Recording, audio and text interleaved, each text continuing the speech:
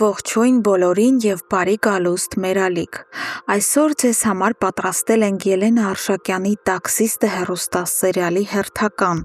խիստ լարված, էմոցիոնալ եւ շոկային բացահայտումներով լի վերլուծությունը։ Սերիալում իրադարձությունները զարգանում են այնպիսի արագությամբ, որ դավաճանությունն ու կեղծիքը հասնում են աներևակայելի չափերի։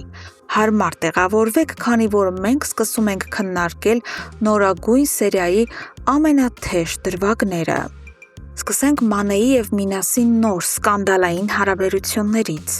Մինասի առաջարկով Մանեն սկսում է աշխատել նրա գրասենյակում որպես քարտուղարուհի, որպեսզի գրավի Մինասի ուշադրությունը։ Մանեն կրկին դիմում է իր սիրելի Զոհի կարգավիճակին։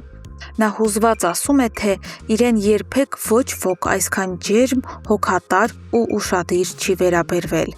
Ի դեպ, հիշենք, որ ճիշտ նույն այս բառերը նա ասում էր նաև նվերին, հոգու խորքում ուրախանալով, որ հարուստ տղա է կպցրել։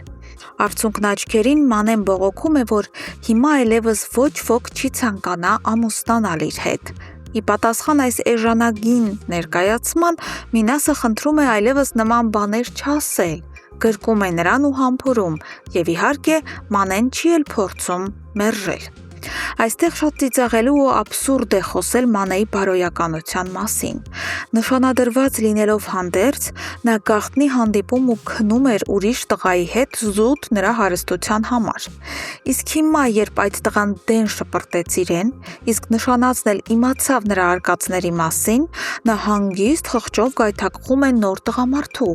բացարձակապես թքած ունենալով այն փաստի վրա, որ այդ տղամարդն ընտանիք ու կին ունի։ Իսկ Սյուզին ի դեպ արդեն փաստացի գիտի, որ Մինասը սիրուհի ունի եւ գտնվում է հոգեբանական ծանրագույն վիճակում, սակայն Մինասին դա բացարձակապես չի հուզում։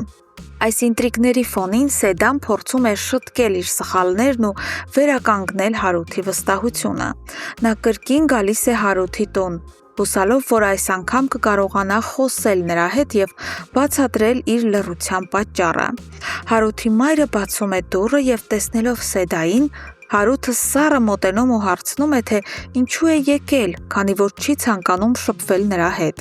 Սակայն Սեդան անկոտրում է։ Նա ասում է, որ այսպես երկար շարունակվել չի կարող եւ որ ինքը պետք է բացատրի, թե ինչու էր թաքցնում ճշմարտությունն այն մասին, որ նվերն է Մանեի սիրեկանը։ Սեդան արդարանում է ասելով, որ իր միակ նպատակը Հարութին վնասելուց զերծ պահելն էր եւ նրա համար ավելորդ ու վտանգավոր խնդիրներ չստեղծելը։ Բայց սերիայի ամենաաղմկոտ ու պայթյունավտանգ բացահայտումը տեղի է ունենում երեկոյան, երբ Գոռն ու Հարութը վերջապես հանդիպում են։ Ինչպես մենք արդեն կռահել էինք նախորդ վերլուծություններում, Գոռն իսկապես խառնված է մութ գործերի մեջ։ Նա ծանր խոստովանություն է անում Հարութին, ասելով, որ հայտնվել է շատ լուրջ ու վտանգավոր գործերի կիզակետում։